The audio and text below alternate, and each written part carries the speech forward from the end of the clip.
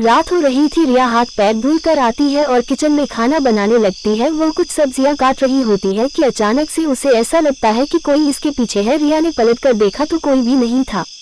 रिया फिर से सब्जी काटने लगती है। फिर उसे ऐसा महसूस होता है जैसे कोई इसके पीछे है। रिया फिर से पलट कर देखती है और इस बारी भी कोई नहीं था। तभी अचानक से रिया को महसूस होता है कि किसी ने उसकी कमर को छुआ। रिया की आंखें बड़ी बड़ी हो जाती है और वह डर जाती है। वह आंखें बड़ी बड़ी करके इधर उधर देखने की कोशिश करती है और बोलती है, कौन है कौन है। रिया को फिर से लगता है हो सकता है उसके मन का वहम हो। वह उस बारे में ज्यादा ही सोच रही है जो कल रात को हुआ, इसीलिए वह फिर से सब्जी काटने लगती है। अब की बार रिया को ऐसा महसूस होता है कि किसी ने उसकी कमर को दोनों तरफ से जकड़ लिया है और उसे अपनी बाहों में भर लिया है। रिया के चेहरे का रंग उड़ जाता है। वह अपने कमर की तरफ देखती है तो उसे कुछ दिखाई नहीं देता, लेकिन उसे अभी भी महसूस हो रहा होता है कि किसी के हाथ उसकी कमर पर है। उसे किसी की गर्म सांसें भी महसूस हो रही थी।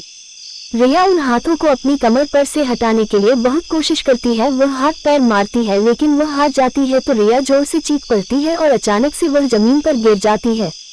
पायल के कानों में जैसे ही रिया की आवाज पड़ती है, वह भागकर किचन की तरफ जाती है और देखती है कि रिया जमीन पर गिरी पड़ी हुई है और जोर जोर से रो रही है। वह रिया को उठती है और कहती है, क्या हुआ रिया, तू रो क्यों रही है और तू इतनी जोर से चीखी क्यों।